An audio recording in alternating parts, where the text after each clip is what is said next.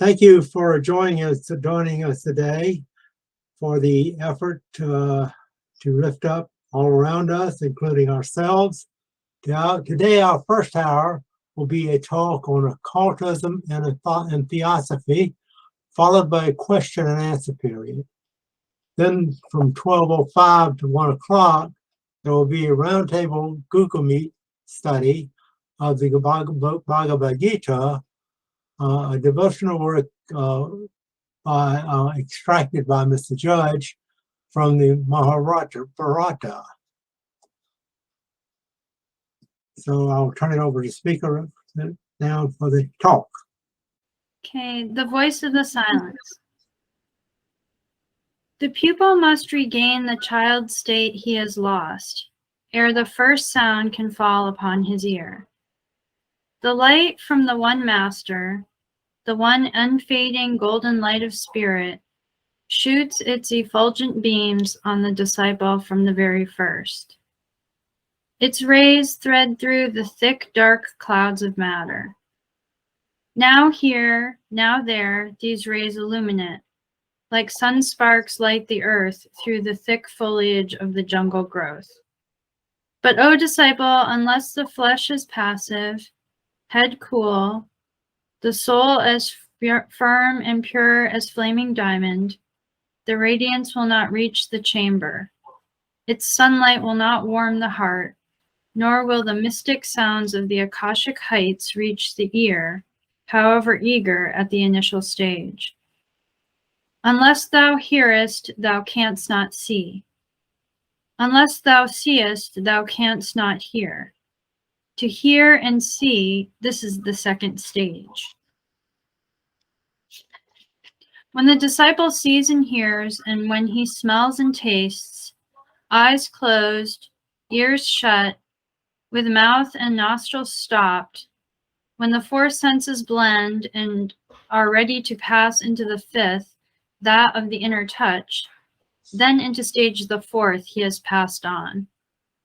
And in the fifth, O slayer of thy thoughts, all these again have to be killed beyond reanimation. Withhold thy mind from all external objects, all external sights. Withhold internal images, lest on thy soul light a dark shadow they should cast. Thou art now in Dharana, the sixth stage. When thou hast passed into the seventh, O happy one, thou shalt perceive no more the sacred three, for thou shalt have become that three thyself. Thyself and mind, like twins upon a line, the star which is thy goal burns overhead. The three that dwell in glory and in bliss ineffable, now in the world of Maya, have lost their names. They have become one star, the fire that burns but scorches not, the fire which is the upadi of the flames. And this, O yogi of success, is what men call dhyana, the right precursor of samadhi.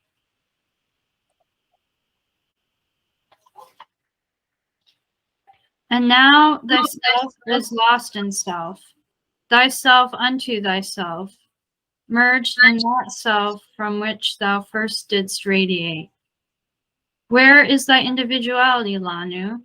Where the Lanu himself?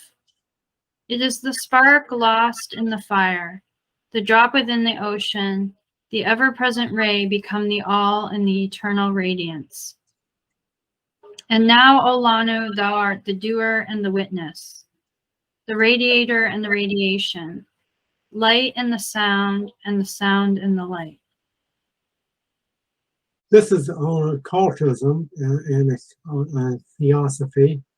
Maybe we can talk about it a little bit, Kathy, because I have did a little research on it too, and maybe we could. This extract from unpublished letters from November, the Theosophical movement. It's got some points on occultism, and it talks about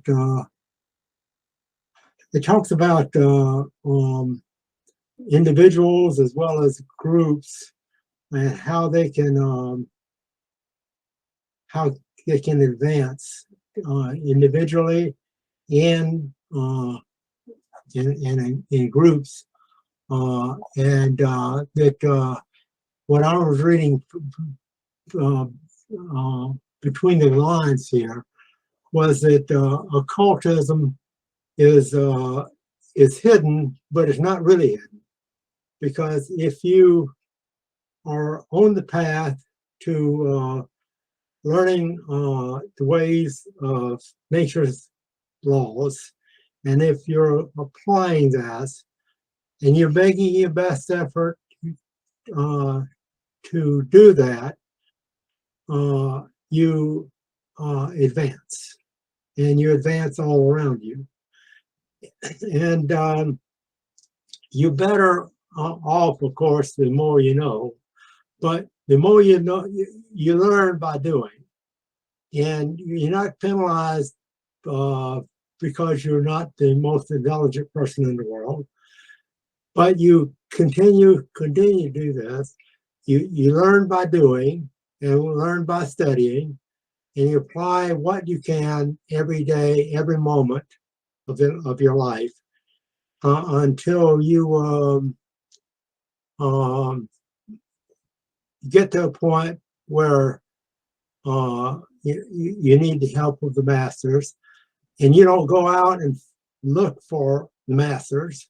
The masters appear, but you may not know, you may not even see them. In fact, you probably would not see them for long periods of time. There is a great lodge, the teachings tell us, ULT has a process for teaching us what we need to know to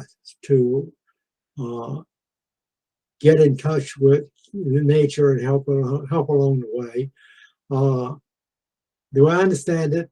We don't have a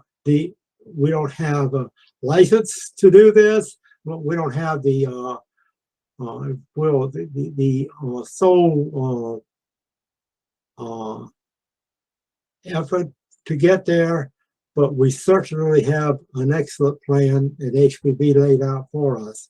H.P. Blavatsky and William Q. Judge left for us a roadmap for becoming, the ever becoming, it says. And we go from where we are at to, and it takes lifetimes too to do that. But we have to start and make our best effort, and we need to make a sustained effort to do this all of our lives, and then we go to the next life, and we go to the next life, and so forth. It's called reincarnation. And as we get better at it, like I said, the masters do pay attention to us as a group. We are called late Shailas, and then Shailas. There's a whole hierarchy all the way up to masters, up to a perfected being like Buddha and Krishna. And we are gods in training, if you will, through this philosophy. And once we then keep advancing, we keep being more valuable to everything around us. And we lift everything up, including not only people, of course, our fellow students we get associated with, but everything around us, to the point where we're perfected beings. We can become a perfected being, but we have to make an effort to it, because when we become human, we are no longer may advance by natural impulse. Animals get that, they advance by natural impulse. So do plants, and so does mineral. all of that advances, everything around us advances by natural impulse, except for humans. And once we get to the human stage, then we become we advance by self-induced and self-devised effort. And once we do that, then we start realizing what it takes to help out along the way.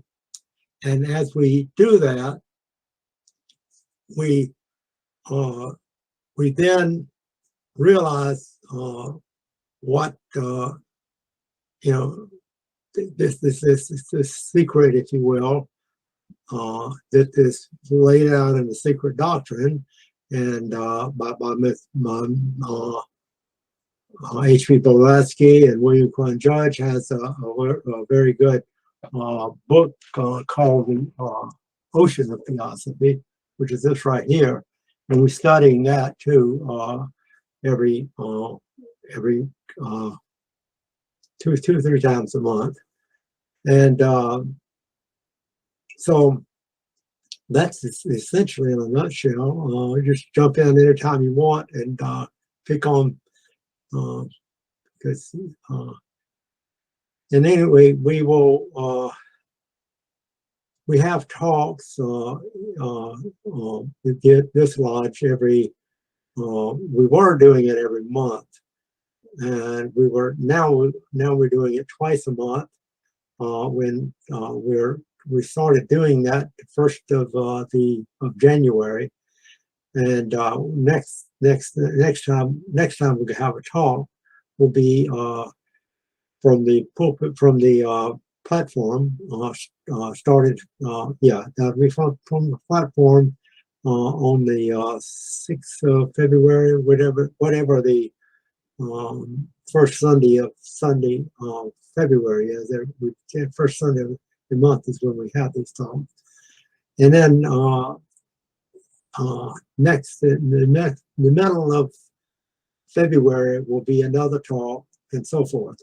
But in the meantime, what we have is we have round table discussions, which we're going to have today on the Bhagavad Gita, and that's mentioned that was this. I'm going to just put this one right here, and this is by Mr. Judge, and this one right here is the notes on the Bhagavad Gita.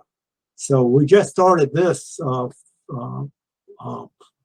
these talks, these roundtable discussions on the Bhagavad Gita the 1st of January. So it's a very good time to jump in and continue to get on that. This is also a roadmap to perfection, if you will. This is this said. We also, this is the key. I'd say this is probably the key devotional book we have, but we have others. But this one is what we're going through now. And the Ocean of Theosophy is made by Mr. Judge. It's the secret doctrine, and this is a huge book, and it's a lot of detail in that, and it's very difficult to. I mean, we do it when we learn enough, but it's much easier to work with the Ocean of Theosophy. It's a summarization of secret doctrine, and these are the key documents we have. And then this one right here is Isis Unveiled, and we often quote from that book.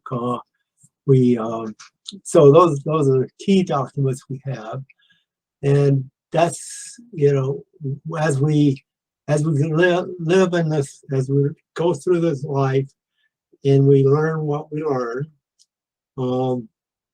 we study.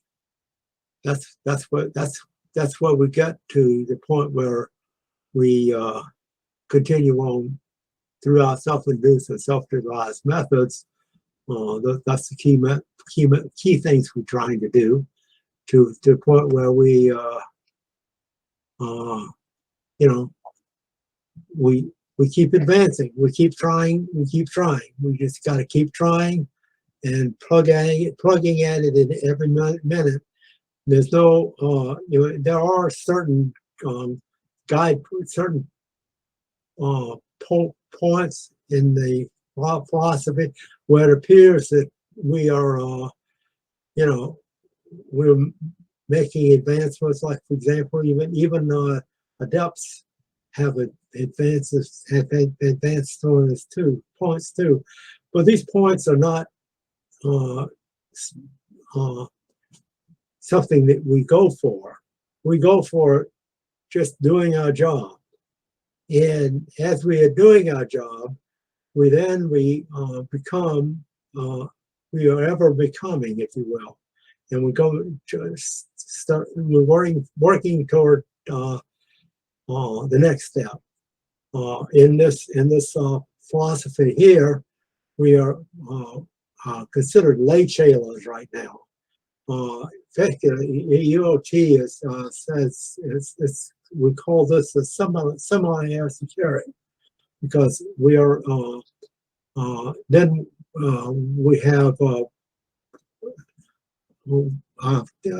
we finally, I don't know how they do it, but some masters will finally see that we're advanced enough that we become their chelas. And you, after lifetimes of that, you become the next step of a master. It's just a long series of things you go through, but you don't worry about that. You just do what you can now, because that's what we're getting graded on, if you will. We're not really getting graded on, except we are moving nature along. Nature is there for us to learn from, but it's there for us also to help along. And the voice of the silence, I don't have that in front of me, it's down there somewhere. It says that help nature along the way, and nature will open to you her secrets for you to learn more and get to the next stage. So this is the process of learning to help nature. This is the nature. It's also called many things, but that's where we're at. Go ahead, Kathy. Those were some great thoughts, and I just was going to add a few, that there's a difference between occult arts and occultism. And true occultism consists in understanding the inner workings of the mind and the soul, and not in, you know, what popularly might be called occultism. It's truly a science, and it has to do with understanding the mind, perfecting, you know, how we live our lives every day. And we should always, you know, understand how our own mind works, and to keep it sort of clean and clear, because as one progresses in occultism, sort of, I guess one could say, the energies get more intense. So in order to understand our own mind, we should, it's recommended to practice concentration and meditation, and to, you know, always keep control of our own mind, to have a period of time where we choose our own thoughts, we direct the mind, so it's not you know, subject to the emotions. There's a certain sort of like steadiness and strength of mind or concentration that's needed for studying higher ideals and true occult arts. In the mystery schools, those who studied had to have like a knowledge of mathematics and music, and they had to live like a pure life. There was a lot of prerequisites. And it's because it's like, it's not just something you do in your spare time. It's kind of like a way of life. Keeping the mind free from thoughts and desires that draw it away. You know, in the West, we're used to, you know, a lot of distractions, maybe because of material things, but really concentration is required, and the ability to keep the mind fixed upon whatever is needed to perform. So a judge says there are some pitfalls along the way, and one is to not perform one's duty, or to perform one's duty with a hope of reward. In other words, to live selflessly is one of the prerequisites. To be charitable, to be ethical, the ability to concentrate, to hold the mind on a topic. So things that can be a roadblock to that can be egotism and, you know, selfishness of all kinds can destroy the ability to concentrate, the ability to be ethical. And so eventually what this does is it trains the mind, it trains the vestures, it trains the sort of the powers of the mind to keep them in a certain direction and to bring them to a higher level, because ultimately there's more advanced stages where there's like, you know, the raising of energy and the Shaktis and Kundalini energy, and at a much higher level, these spiritual forces can rebound on one if you're don't have a solid foundation in ethics and in controlling the mind and living practically as a theosophist in daily life. Yeah, you've made some really important points there. And that I keep thinking about that sevenfold nature of man, the 7 points that we keep studying. The 3 meaning Atma Buddhi Manas, which is the highest, and we all partake of that. We partake of Atma, that's not part of us, but the Buddhi Manas part of us is. But we don't really pay attention to that on a day-to-day basis unless we realize that that's who we really are. That the lower part is the part that we tend to focus on because we have to have that to operate while we're embodied.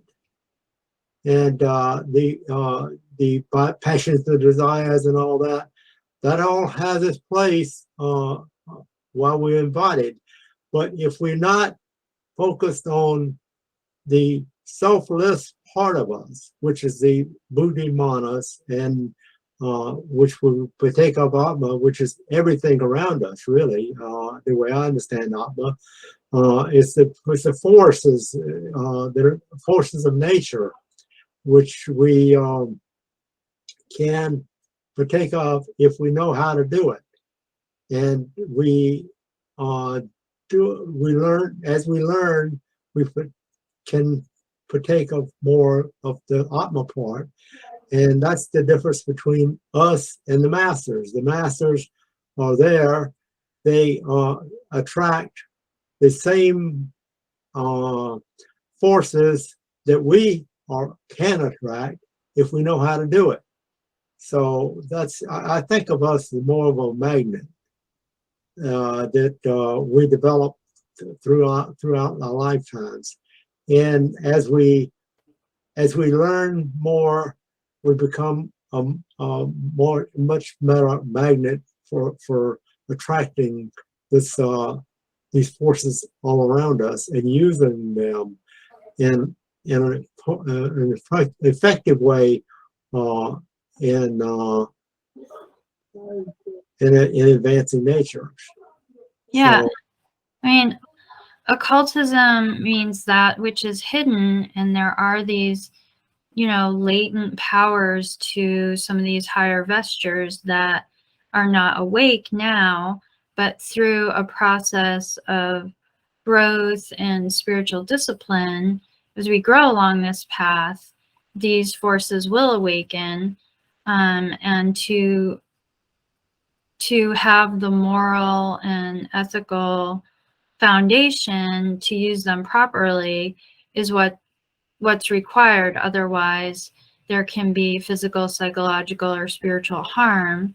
And really, the treading of this path ultimately leads to the transcendence of the personal self, the personal identity, and realizing our essential unity with all of humanity, with all of existence.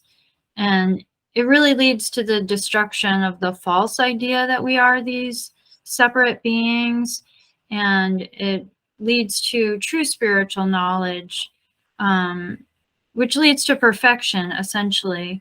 But there are many stages to it, and while it's hidden to us now, there's been hints given along the way by H.P. Blavatsky, by William Q. Judge, and from them, the great masters who it's said that HPB and Judge were students on the path of occultism to, you know, perfecting themselves in service of humanity.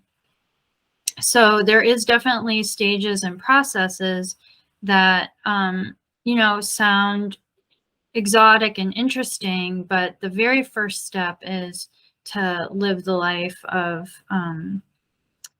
you know, an ethical person, so that they can go through the stages and grow in a universal way. that reminds me of something else. And I want to also interject that I can't tell what time it is. Could you tell me when I'm back? It's 11:31. Okay. So. Well, we are now in a question and answer period for the user out there. Please jump in anytime you want to. We'll continue our discussion for an hour, and then we'll move on to the next part. But that reminds me of something that we hear about in the West. What we have God, we have the devil. It's a typical religion in the West is Christianity. And again, I want to preface this when theosophists, the Christian theosophists, there are all kinds of religions. They also have theosophists in them, but in theosophy also blends religions with putting that in the context of Christianity and the devil and God. There is no devil as a human being, as a person. Some people think they're devils, but there is no God. Look, watch out, and guides us along the way. God has already done his part, if I understand correct. If I understand the Theosophy correctly, Kathy is a long-time student too. So if I say something wrong, please jump in and correct me. But if we look at Simon Magus, for example, he is viewed among the Christians, among many Christians anyhow, as a devil. But he was a perfected being that was down there doing his job. And he was interacting with people of along the the devil, close to devilish, if you will. And he did do same things, and maybe that were thought of as devilish by maybe the conservative Christians, but he was doing his job to uplift everything around him. So you can't really say that one we have these two things that are going for us to illustrate what we're trying to do. But Christianity, if we read it correctly, because a lot of people don't view the negative parts of life. They only want to look at the positive part, and we want to do positive too. But you can't just say that that somebody like Simon Magus was a devil, because he wasn't. He was a perfected human being doing the kind of job that we're trying to talk about today, trying to uplift the things around him. And that's what we're trying to do. And that's what we're trying to get across, that we all God's in training. And we all Jesus and Buddha in training.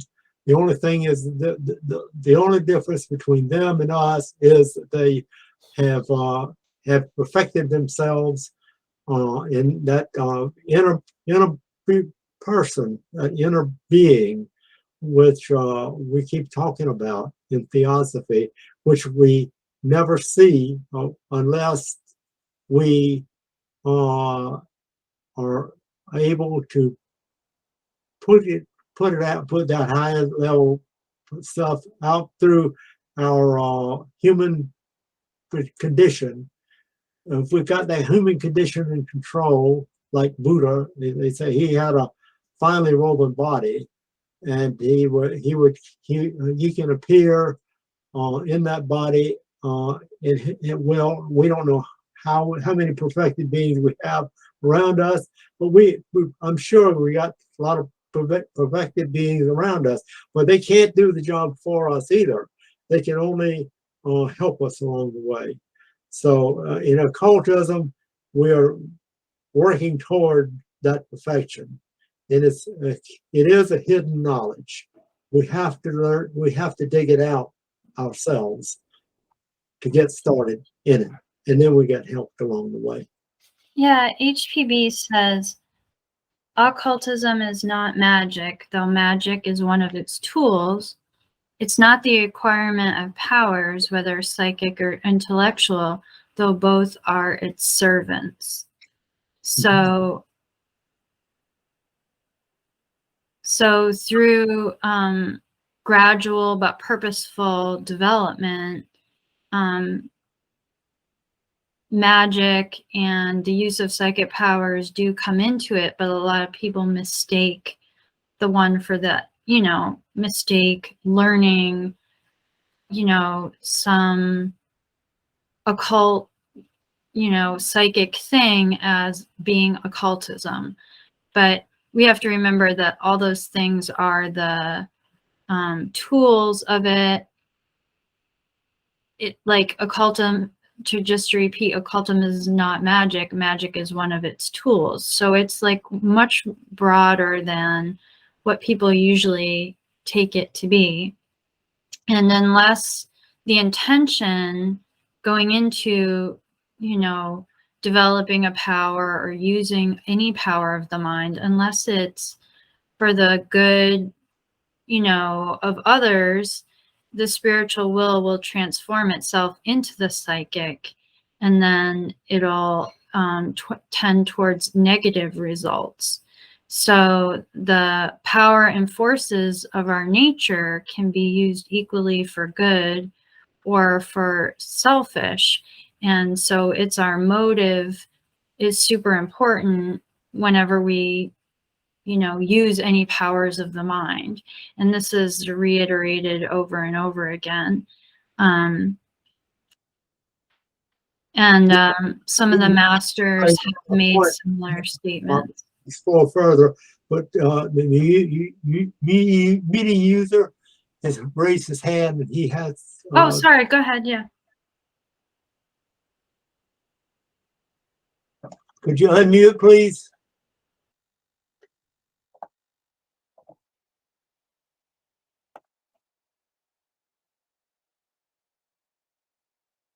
You can't unmute somebody else. Meeting user, would you could you unmute your computer, please?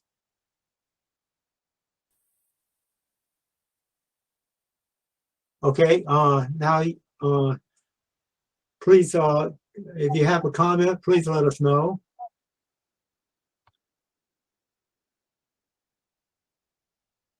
Now he's back. He's muted again. So I hope we're not doing something wrong on this end.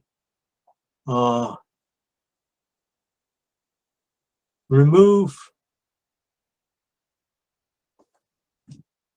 No, we don't want to remove it from the call. We want to have him unmuted. Can you see something on your side, Kathy? What is happening? I've tried to unmute him and I can't do it, and it says he has unmuted. Turn off the microphone. No, I can only do that on mine. Let me see more options. Whiteboard, manage recording.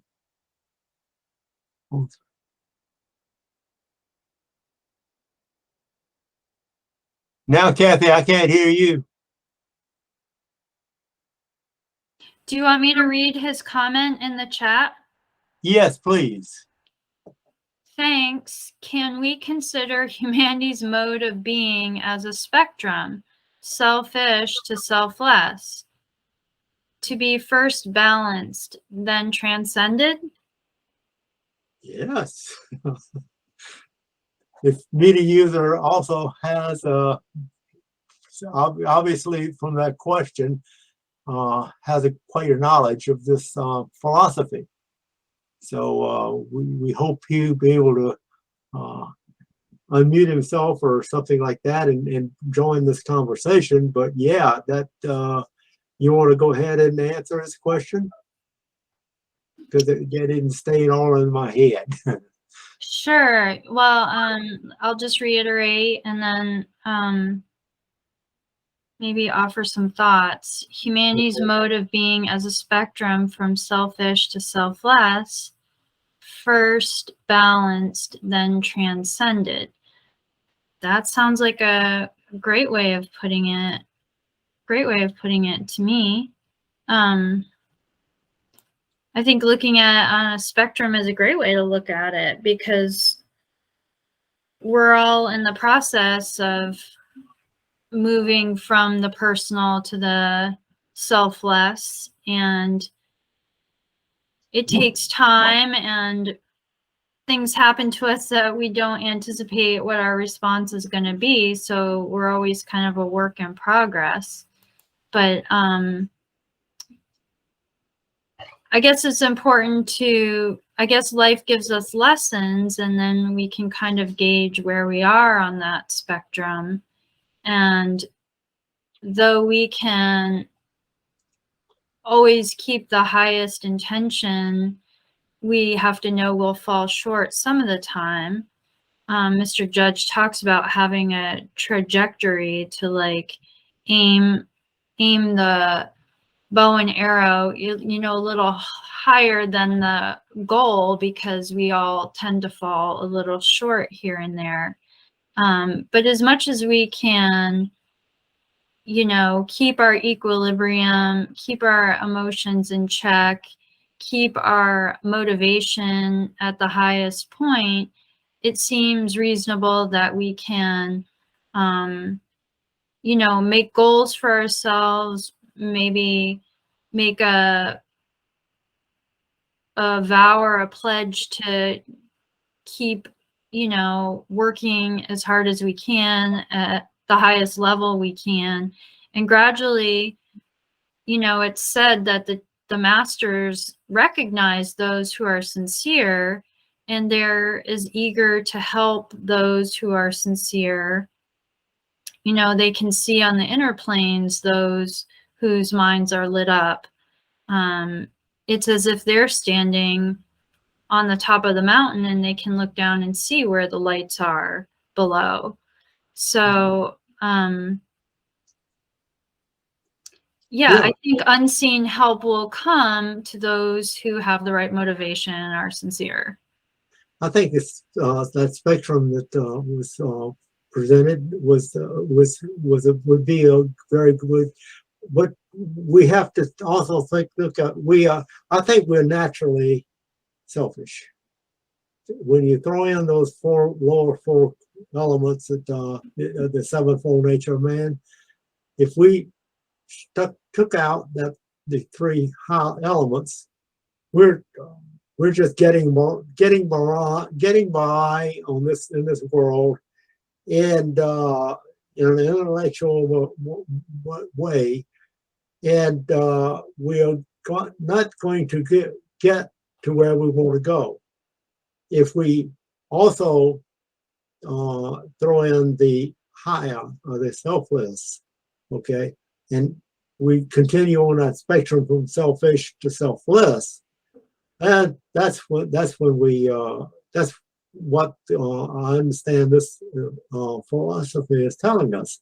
That we have to recognize that Christ within ourselves. Each one of us has that within us. At least it's latent within us. Every one of us does.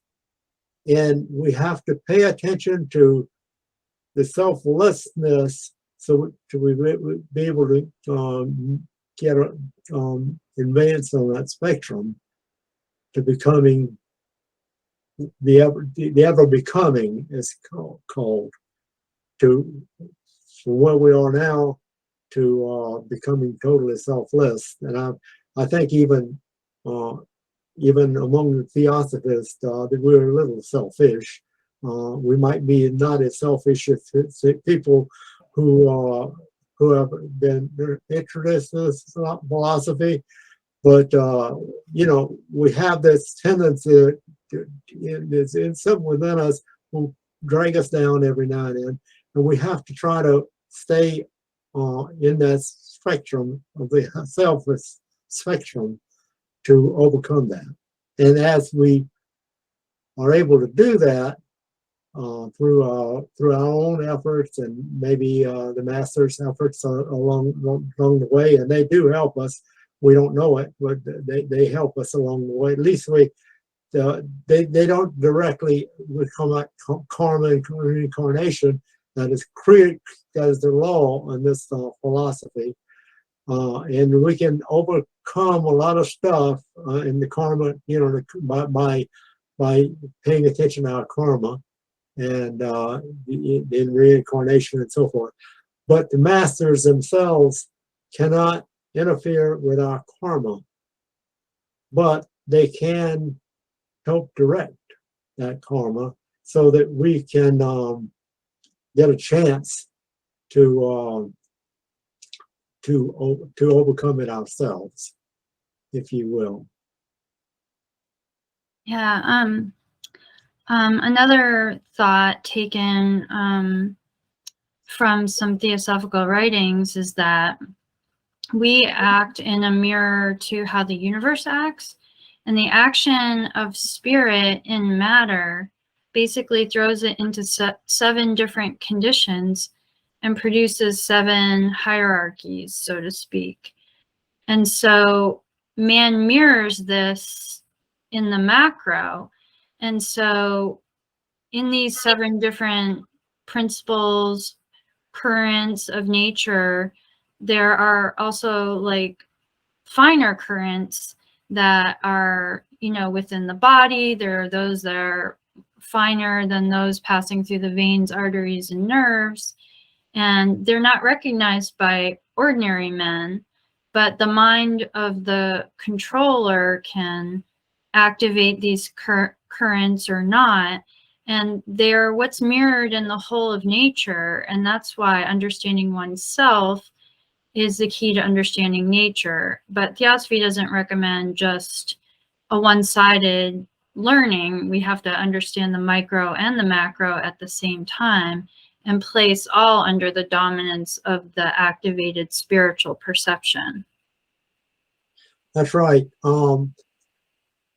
If we're acting for the benefit of all, it seems like we also end up getting ourselves in a position to get smarter, if you will. The intellectual part should be followed. We are in this day and age, that intellectual side has gotten ahead of our spiritual side. Is the way I see it anyhow. And we got to get it back in line. So we have to concentrate. When you're talking about meditation, we have to study how to meditate. And there's literature on this too. And we take it for a few minutes at a time. If we can get that mind, you talk about the mind getting under control, that's a good way of doing it, is to just try to focus on something, and it shouldn't be a spot on the wall or anything like that. It's something that's real, that's happening, and how do you act for the benefit of all, a noble action, and you concentrate on that for a few minutes at a time until you can do it. Hold your thought for that long, and then you increase it a little bit until you might be able to do it half an hour. The recommended meditation is half an hour. It takes a lot of effort to get to that, but then you also once you get to that mark, that's a mark to get to. You got to keep going until you do this 24 hours a day. So this meditation here, there's reincarnation and karma. All of these studies are here that we focus on a little bit at a time, like we're doing today. We kind of we're focusing on the general activities, focusing on the occultism.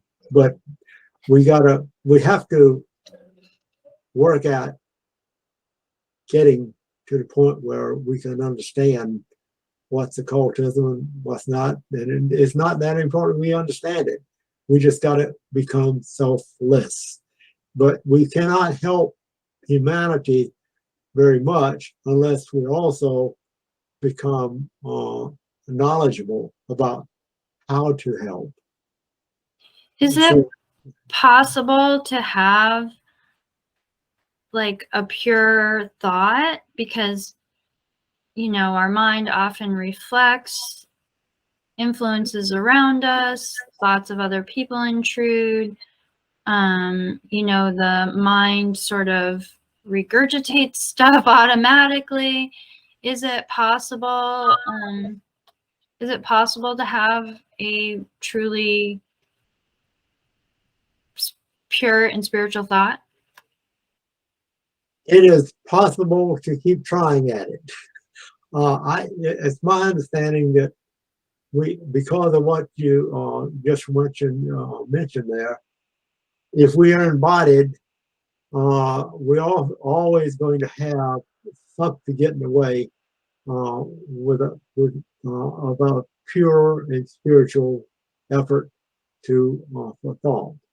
But if we have to keep working at it, and that's a multi-lifetime thing, because the masters really can do that. I'm told.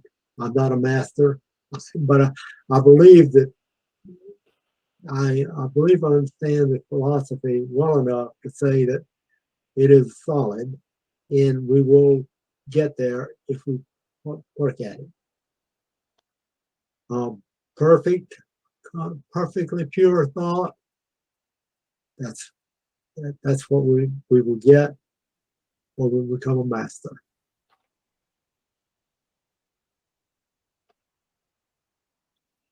Yeah. So this is a not a 1 hour job.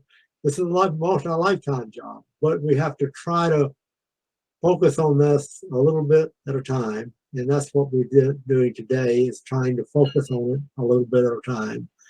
And where are we?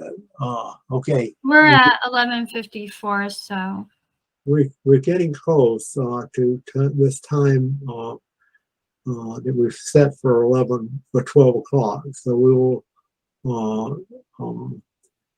We got the key elements here. The key law. Looking at there's also the 3 fundamentals.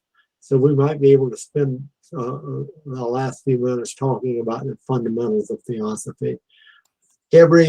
Virtually everything in nature goes back to these fundamentals. The first one being beyond human thought, but we can learn a lot about the first fundamental by applying what we know, what we learn. That first fundamental is very thought of in religion as God himself or God herself.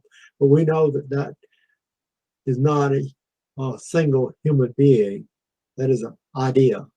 So the first fundamental includes everything. It includes all those forces around us. It includes all of our life and all of our lifetimes, and every ant and every person. Everything is in that. Also universes. All this, as above, so below. We can look up at the universes and see that we are very much like them in terms of the activities that are going on. And the second fundamental is law, and that is reincarnation, and that is karma. And the third fundamental has to do with evolution. That is what we're trying to do now, is evolve our thoughts to a perfected level. And in so doing, if we look at the Buddhist example, if we choose to come back once we become perfected, if you will, and we can do it, doesn't mean we're going to do it, but unless we keep working at it for millions of years. But it'll come. We got to keep trying, and it will. Then the third fundamental is evolution. We will evolve physically and mentally to the point where we can have perfect thoughts all the time, whether we're embodied or not embodied. And most of our time really is not embodied. If Mr. Judge has a chart in this book right here, 175 or something like that, and he shows how we evolve from one to the other. We are right now in the most material part of our evolution, which is Kali Yuga. And the advantage is we can advance faster in Kali Yuga, but the disadvantage is we have all these distractions around us that Kathy was talking about earlier on. So it's much more difficult to get through it. But the next age is the golden age. So that doesn't mean that there's some people that are in the golden age right now that are with us. But in the golden age, which is the next round, we were generally working our way to perfection in everybody around us. Because that's why we can't advance too much without pulling everything up with along with us, because we can't once we get into the golden age, there's not anything around us there's devilish, if you will. That's what I understand the golden age to be like. You feel like it said that it's hard to believe, but it said that everybody around us is perfected, and so that's what we're shooting for.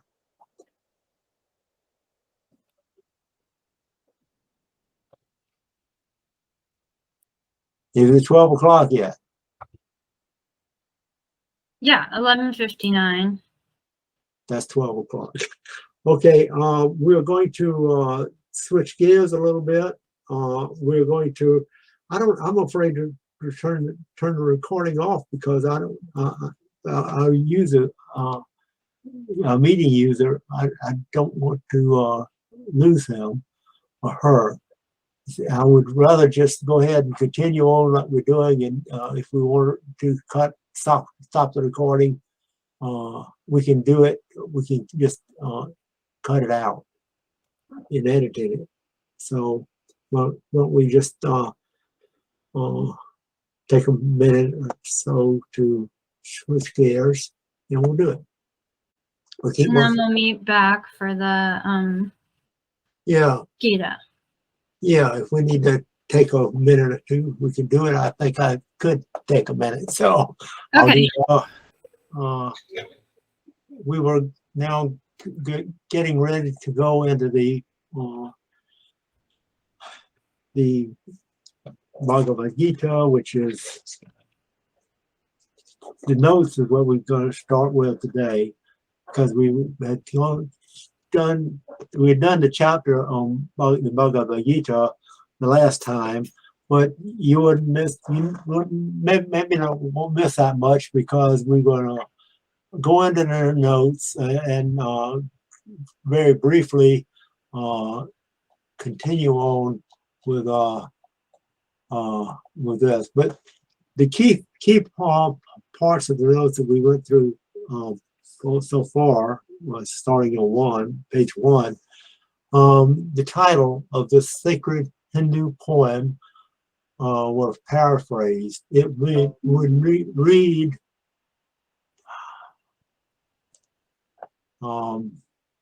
clear up the notes. I don't want to. The Bhagavad Gita is the holy song of God Himself, it says, who at the beginning of Kali Yuga, which is the Dark Age, descended upon the earth to aid, instruct man. The Gita means song, and Bhagavad Gita is one of the names of Krishna. Krishna was an avatar. He is said to have descended to start those moral and philosophical ideas which were necessary to be known during the revolution of the age, at the end of which, after a brief period of darkness, a better age will begin. We talked about the golden age coming up next.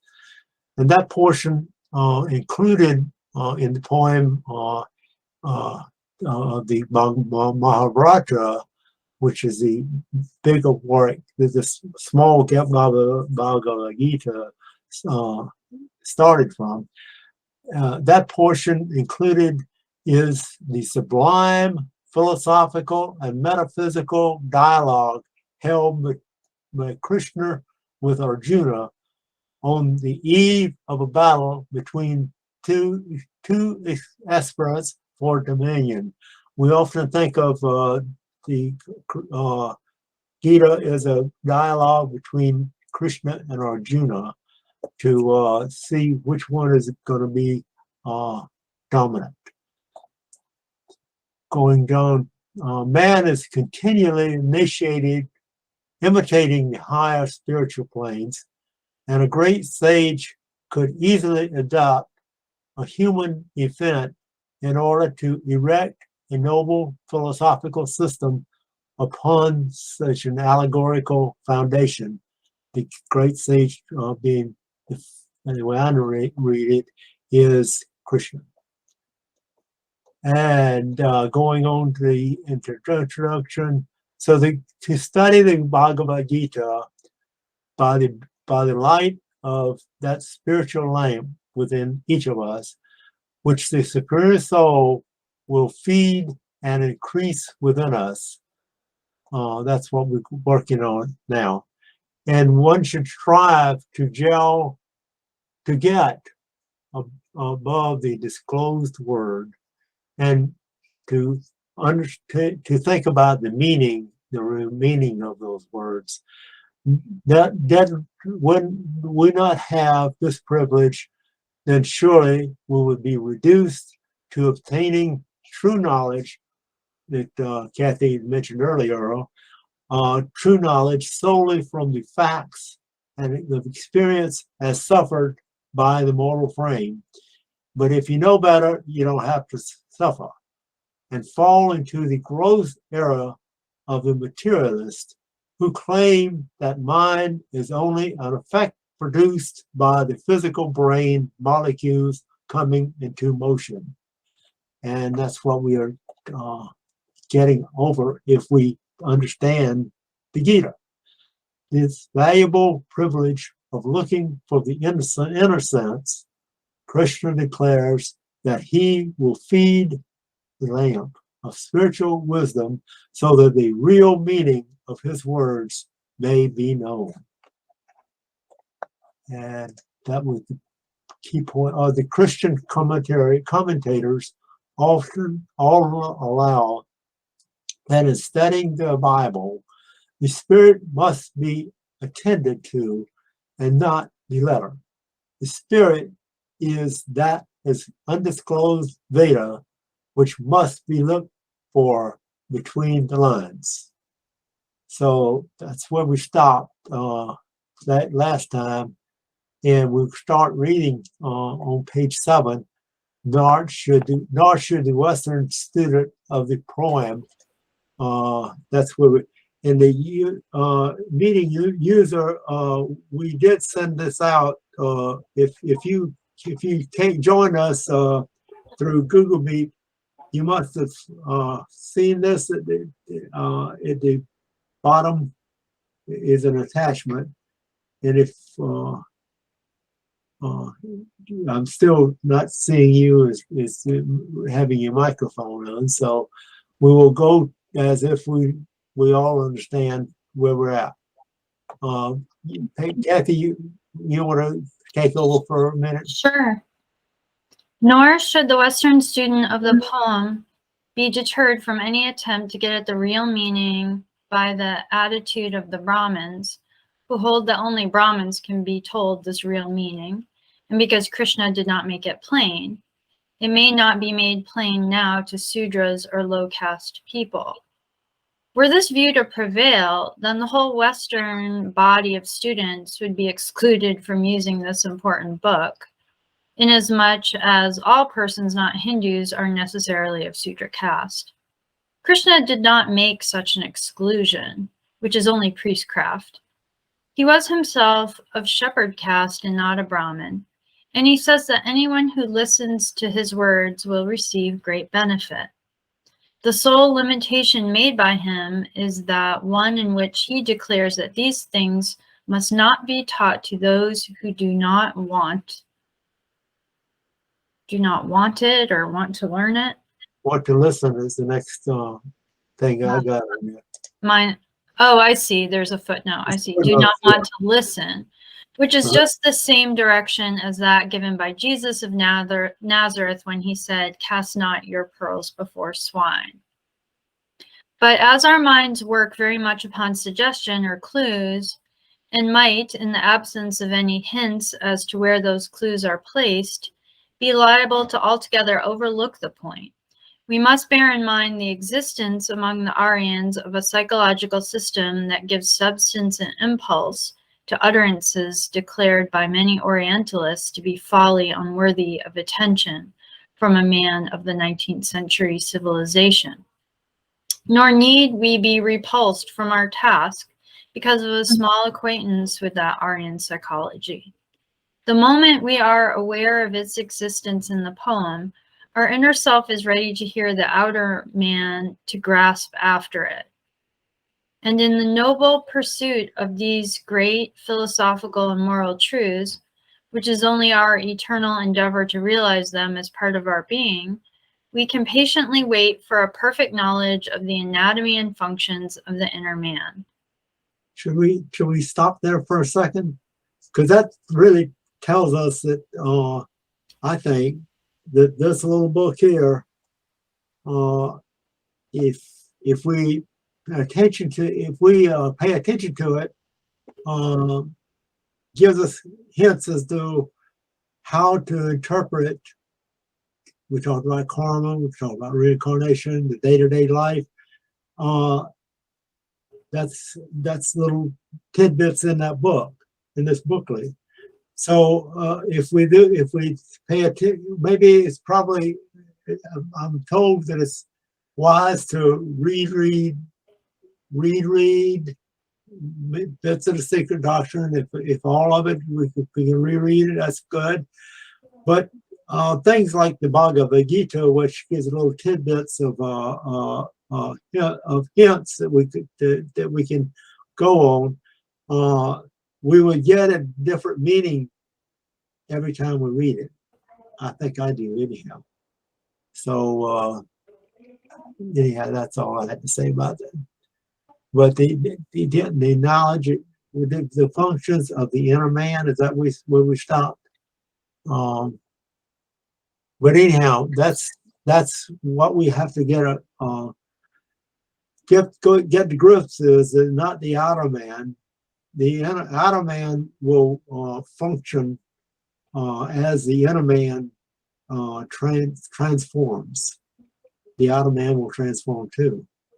And if we just pay attention to the outer man, it's not going to happen. We have to have some guidance to go with that, and that's what this does, I believe.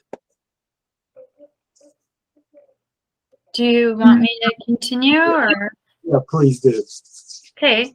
Western Sanskritists have translated many important words into the very lowest of their real meanings, being drawn away from the true by the incomplete Western psychological and spiritual knowledge, or have mixed them up hopelessly. Such words as karma and dharma are not understood. Dharma means law and is generally turned into duty, or said to refer merely to some rule depending upon human convention, whereas it means an inherent property of the faculties of the whole man, or even of anything in the cosmos. Thus it is said that it is the duty or dharma of fire to burn.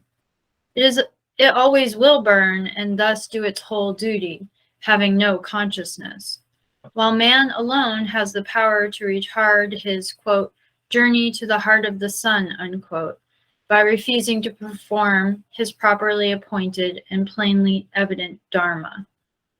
So again, when we read in the Bhagavad Gita that those who depart this life in the bright half of the moon, in the 6 months of the sun's northern course, will go to eternal salvation, while others who depart in the gloomy night of the moon's dark season, while the sun is in the southern half of his path, ascend for a time to the moon's region to be reborn on this earth.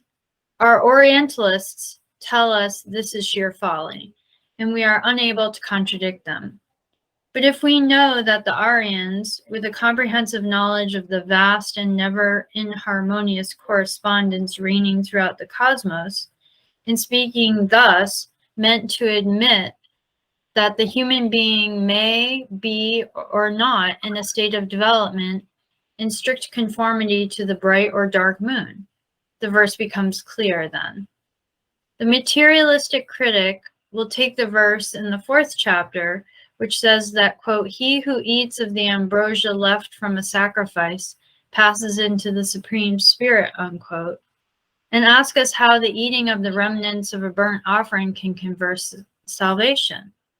When, however, we know that man is the altar and the sacrifice, and that this ambrosia is the perfection of spiritual cultivation, which he eats or incorporates into his being, the Aryan is vindicated, and we are saved from our despair. I'll continue. Yeah, I think that really tells us a lot. You just read. A strange similarity on one point may be noticed between our poem and the old Hebrew record. The Jews were prepared by certain experiences to enter into the promised land, but were unable to do so until they had engaged in mighty conflicts with Hivites, Jebusites, Perizzites, and Amalekites. Here we find that the very opening verse signalizes a war. The old blind king Dhritarashtra asked his prime minister to tell him what these opposing forces of Pandus and Kurus have been doing assembled, as they are resolved upon war. So too the Jews assembled upon the borders of the promised land, resolved on conflict, and sustained in their resolve by the declarations of their God, who had brought them out of the darkness of Egypt, carried on the fight. Egypt was the place where they had, in mystic language, obtained corporification, and stands for antenatal states, or unformed chaotic periods in the beginning of evolution, for the gestation in the womb. We are on the eve of a gigantic combat. We are to rush into the midst of a conflict of savages, quote unquote.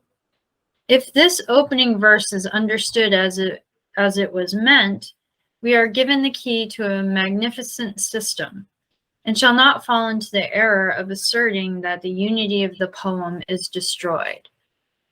Dhritarashtra is blind because the body, as such, is blind in every way. Someone has said, Goethe, I think, that the old pagan religions taught man to look up, to aspire continually toward the greatness which was really his to achieve, and thus led him to regard himself as but little less potentially than a god. While the attitude of man under the Christian system is one of humility, of bowed head and lowered eyes, in the presence of his God. In approaching the jealous God of the Mosaic dispensation, it is not permissible to assume an erect position. This change of attitude becomes necessary as soon as we postulate a deity who is outside and beyond us. And yet, it is not due to the Christian scriptures in themselves, but solely to the wrong interpretation given them by priests and churches, and easily believed by a weak humanity that needs a support beyond itself on which to lean. This comes home to me a lot, because I've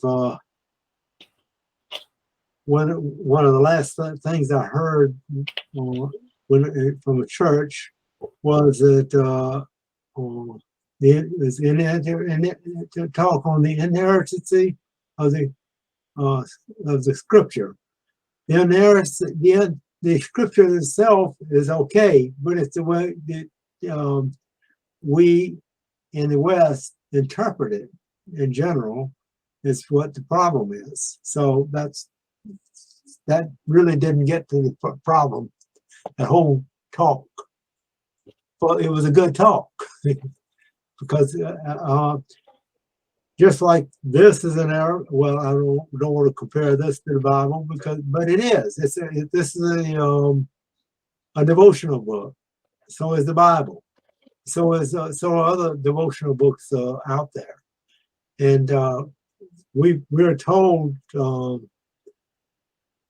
many of us will say in response to a question which book, devotional book should I go to? The response would be whichever one is nearest to your heart. So,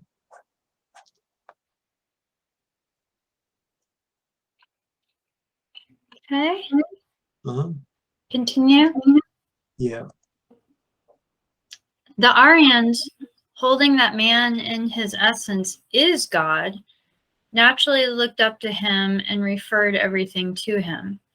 They therefore attributed to the material of the body no power of sight or feeling. And so Dhritarashtra, who is material existence, in which thirst for its renewal inheres, is blind.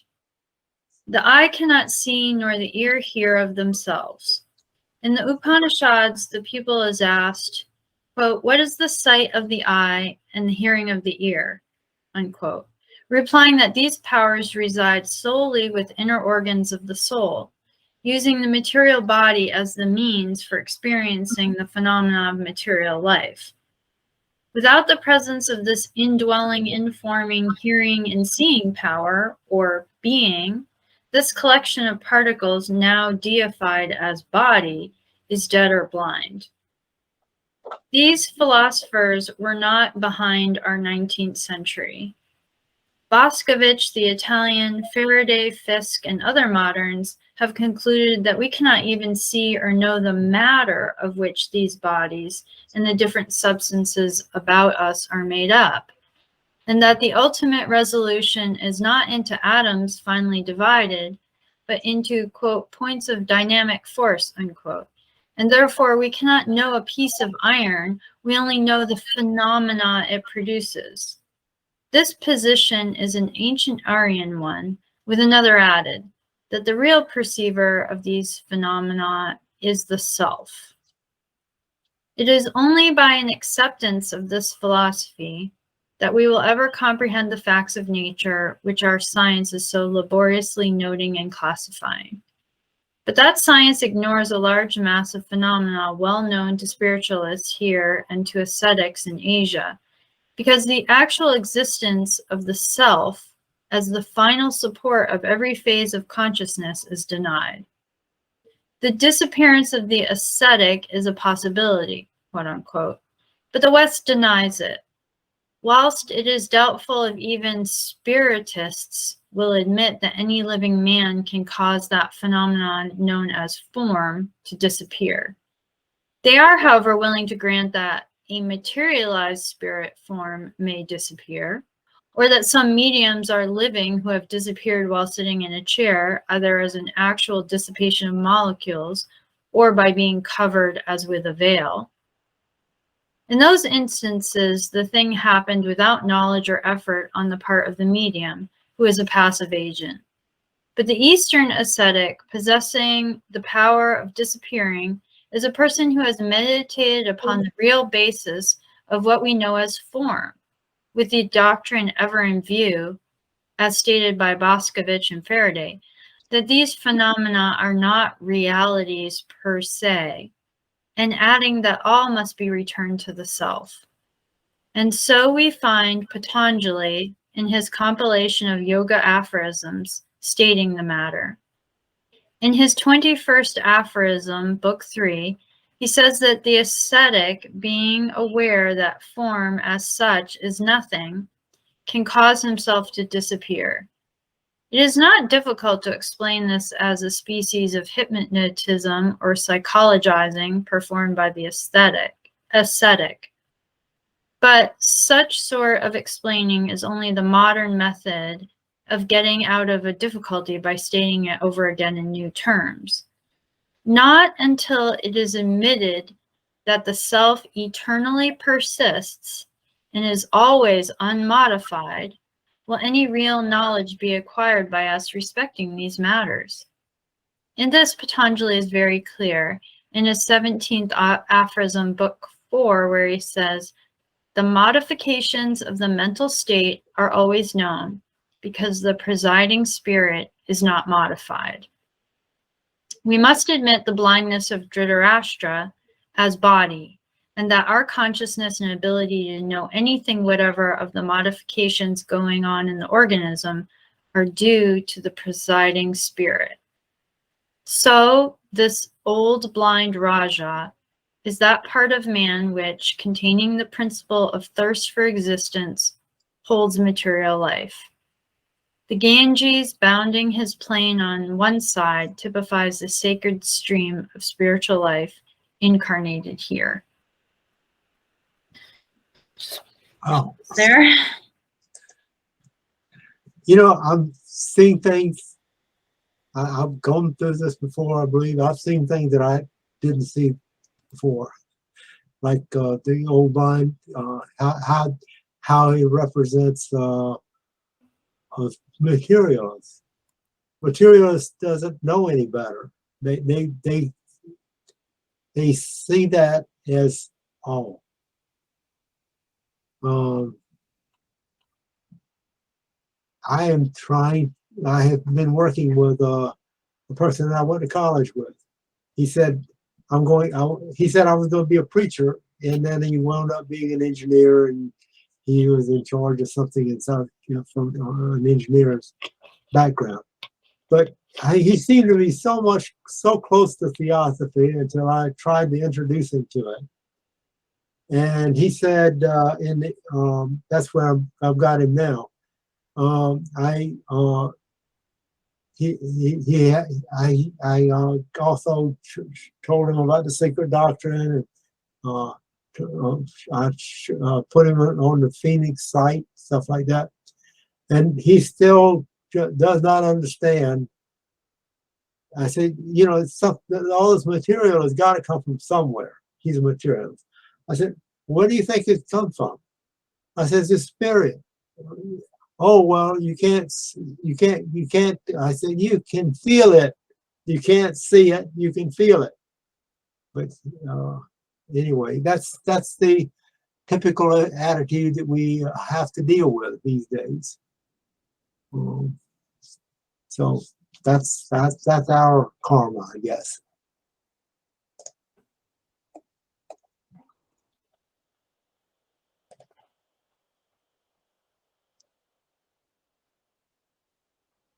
There's a lot in that explanation. The sacred stream of spiritual life incarnated here. So all this spiritual life that he refuses to admit, you have to be able to understand that it's got to come from somewhere. That's my view of the world anyway. It's got to come from somewhere, and that's where it's coming from. You can feel it. You can yes. That's at our point, at our level of being, that's the best we can do is feel it or perceive it exactly how. Or perceive it. Yeah. Yeah. That's probably better term than feeling it, but yeah.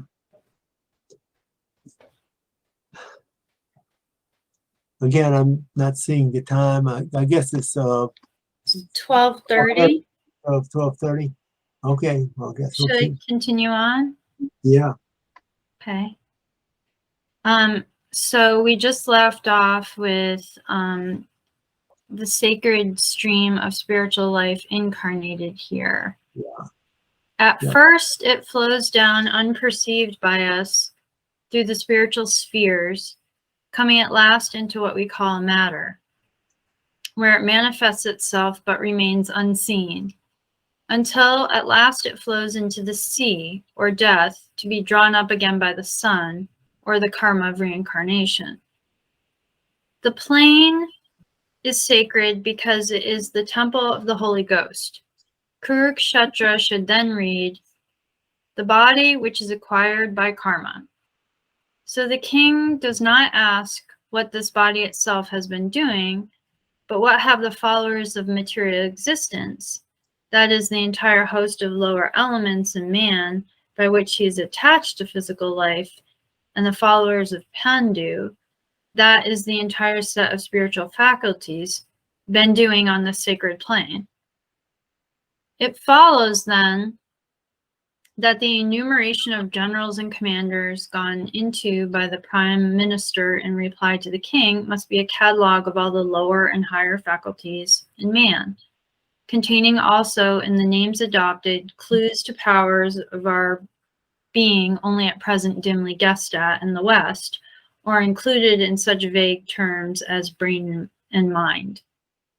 We find these generals given their appropriate places upon either side, and see also that they have assigned to them various distinctive weapons, which in many cases are flourished or exhibited in the preliminary movements, so that our attention may be drawn to them.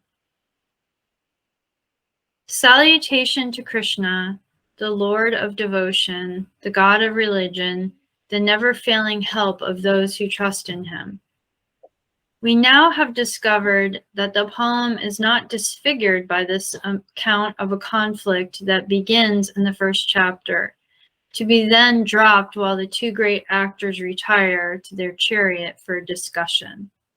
This description of forces and the first effect on Arjuna of his survey show us that we are now to learn from Krishna what is the duty of man in his warfare with all the forces and tendencies of his nature. Instead of the conflict being a blemish to the poem, it's a necessary and valuable portion. We see that the fight is to be fought by every human being, whether he lives in India or not, for it is raging on the sacred plane of our body. Each one of us, then, is Arjuna. In the Sanskrit, the first chapter is called Arjuna Vishada, which in English means the despair and despondency of Arjuna. Some have called it the survey of the army. But while truly an army is surveyed, that is not the essential meaning intended. It is the result of the survey we are to consider, and that result upon Arjuna, who is the person most interested, the one who is the chief questioner and beneficiary throughout the whole action of the poem, is despondency. The cause of this despondency is to be inquired into.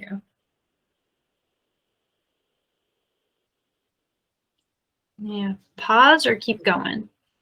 Well, yeah, the cause of this despondency is, again, we're not, we're just viewing ourselves as a body and not where we came from.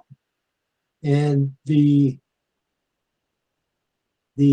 aroma or the spirit that we are.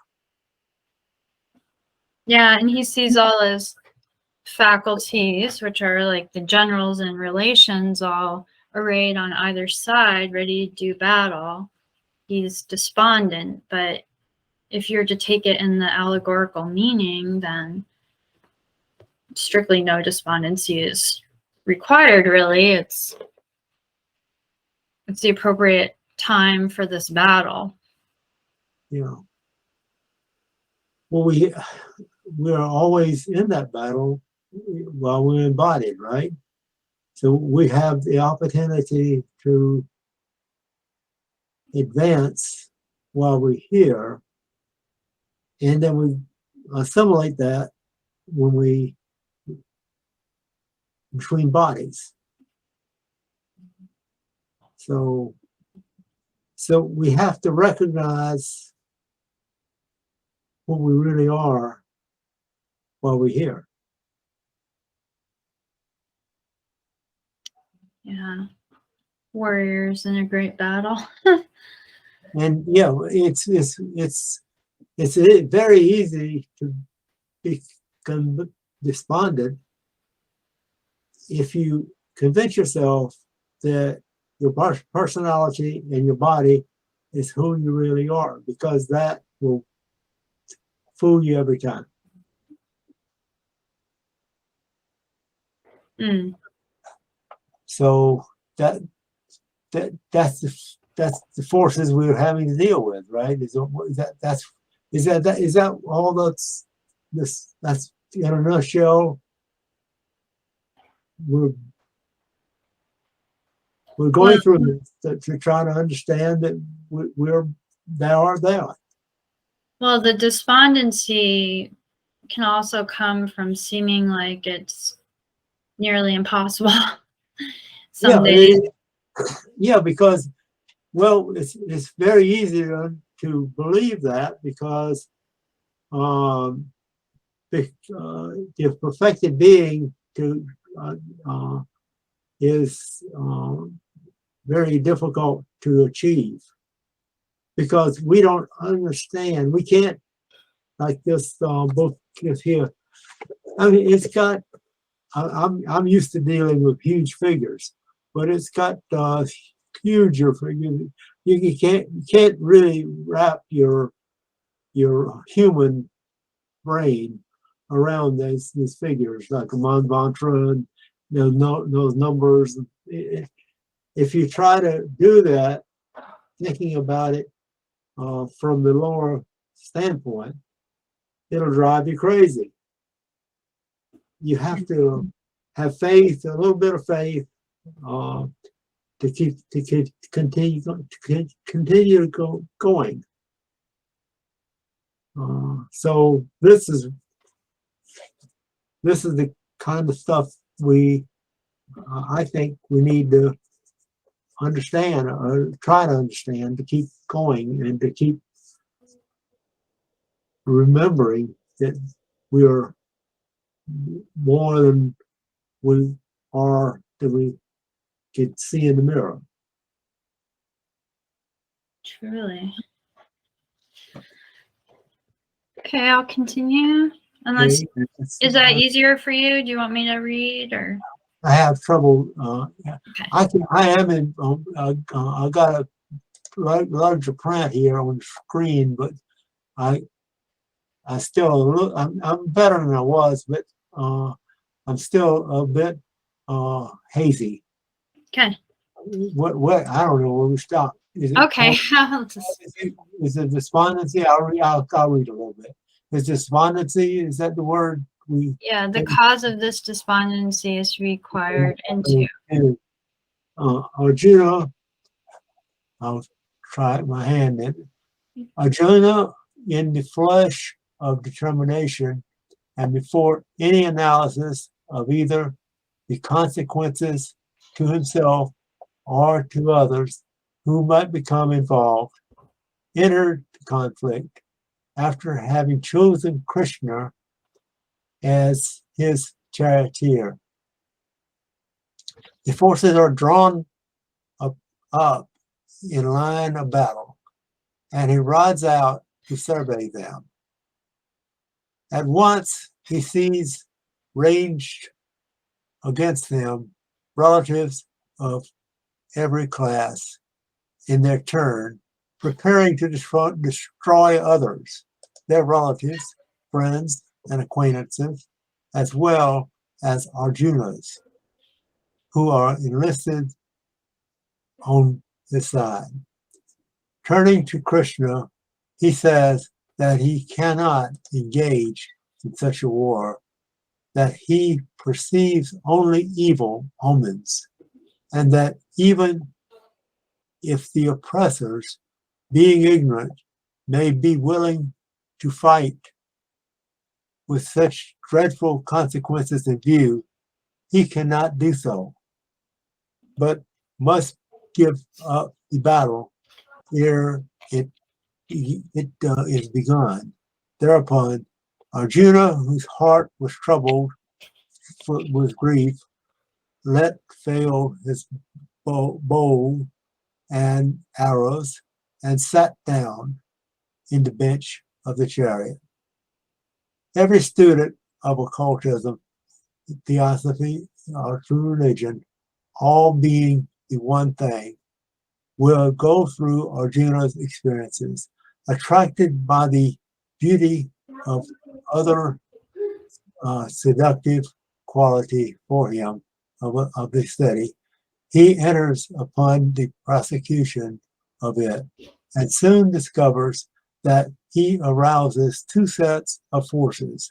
One of them consists of all his friends and relations who do not live life as he does, who are wedded to the established order, and who think him a fool for devoting any attention to anything else, while the general mass of the acquaintances and those whom he meets in the world instinctively array themselves against one who is thus starting upon a crusade that begins with his own follies and faults, but must end in a condemnation of theirs, if only by the force of example. The other opponents are far more difficult to meet because they have their camp and base of action upon the astral and other hidden planes. They are all here. They are all his lower tendencies and faculties that up to this time have been in the soul service of material life by the mere force of moral gravity. They fly to the other side, where they assist his living friends and relatives in their struggle against him. They have more efficiency in producing despondency than anything else. In the poem, it is referred to in the words addressed by Arjuna to Krishna.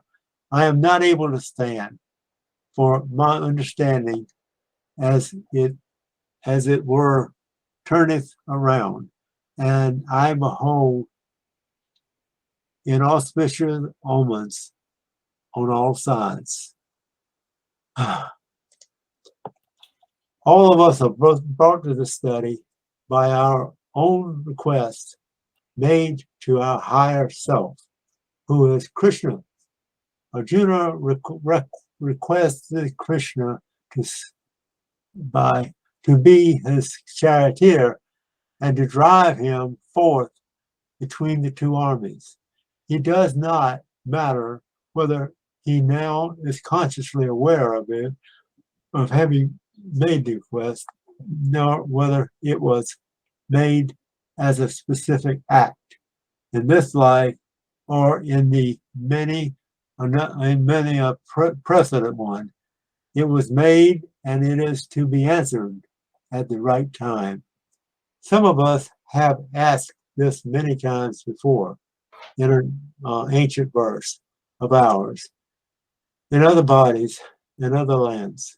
Others are making the request now, but it is more than likely in the case of those who are spurred on to intense efforts and longing to know the truth and to strive for unity with God, that they have put up the petition ages since.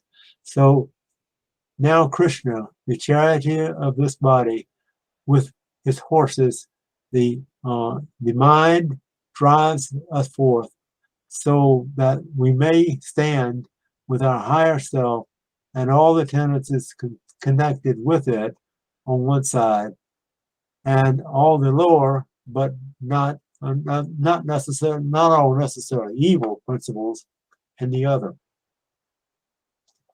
The student may perhaps with ease face the crowd of friends and relatives, having probably going through that experience in other lives, and is now proof against it. But he is not proof against the first dark shadow of despair and ill result that falls upon him. Every elemental that he has vivified by evil thinking now casts upon him the thought, after all, it is no use. I cannot win. If I did, the gain would be nothing. I can see no great or lasting result to be attained, for all is impermanent. This dreadful feeling is sure in each case to supervene, and we might as well be prepared for it. We cannot always live on the enthusiasm of heavenly joys. The rosy hue of dawn does not reach around the world. It chases darkness. Let us be prepared for it, not only at the first stage, but all along in our progress to the Holy Seat, for it comes at each pause, at that slight pause when we are about to begin another breath, to take another step, to pass into another condition. That tells us about life right there. And here it is wise turning to the 18th and last chapter of the poem to read the words of the immortal master of life. From a confidence in thy own self-sufficiency, thou mayst think that thou will not fight. Such is a fallacious determination, for the principles of thy nature will compel thee, being confined to actions by the duties of thy natural calling, thou wilt involuntarily do that for necessity, which thou wants through ignorance to avoid. Wow. In this, Krishna uses the vast argument advanced by Arjuna against the fight as one in his favor. In the chapter we are considering, Arjuna repeats the old Brahmanical, I can't talk either, injunction against those who break up the internal institutions of caste and tribes. For as he says, the penalty annexed is a sojourn in hell, since when the caste and the tribe are destroyed, the ancestors be deprived of the rights of funeral cakes and libations of water, fall from heaven, and the whole tribe is thus lost. But Krishna shows as above that each man is naturally, by his bodily tendencies, compelled to do the act of some particular calling, and that body, with all its tendencies, is merely the manifestation of what the inner man is, as the result of all his former thoughts, up to that incarnation. So he is forced by nature's law, which is his own, to be born just where he must have the experience that is needed. And Arjuna, being a warrior, is compelled to fight, whether he particularly refers to, and there.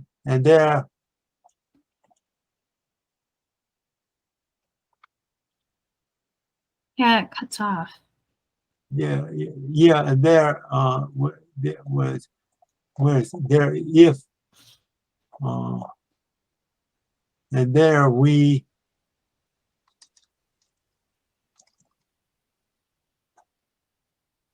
have occasion to go into that subject with more detail. Have occasion to, I don't know where that is. It's way below all the footnotes. There's a whole page. A whole bunch of footnotes. Okay. We'll have occasion. Oh, page 23 it is. Okay. How much more do we have to do on this chapter? Yeah. I think this one's long. Yeah. What time is it? 12:51. Well, we've got a few more minutes because. Does it end on 27? Is the first abyss the next chapter? 26, 27. Does that line mean a new chapter? The first abyss, 28. It looks to me like that's just a break in honesty or Juno. I don't know.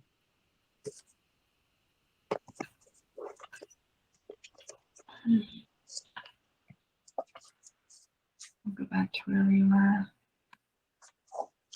Chapter 2, and now chapter 38. 38 is where it looks like it ends. Oh, wow. There's no point in trying to finish it. No, 38 is where it ends. So why don't we call, I wanted to chat with you for a minute anyhow. So why don't we call it quits where we were, unless you see some better spot to stop. Yeah, that's good. Okay. Do you remember where we stopped? Because I've started spinning. We stopped on 23 with more detail. Okay, 23. Let me mark this. Okay, let me mark this thing right here, then, and then we'll stop chat for a minute.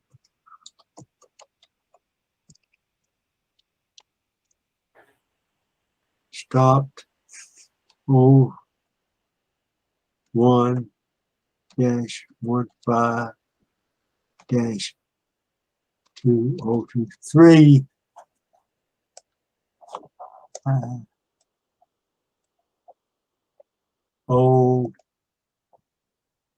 Save. Okay. Okay. Well, I don't know what's happened to Carolina. I hadn't seen her lately. I guess I've got to call her. She's always been pretty good about it. Should I turn her stop recording now? Meeting user. Hopefully we'll see you again next Sunday, where we'll start studying the voice of the silence. Not the voice. Ocean of Theosophy.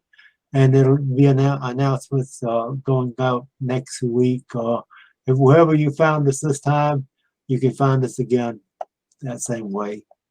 We'll stop the recording now. I hope you'll still be with us. I don't know. Stop recording the meeting. Yes, stop.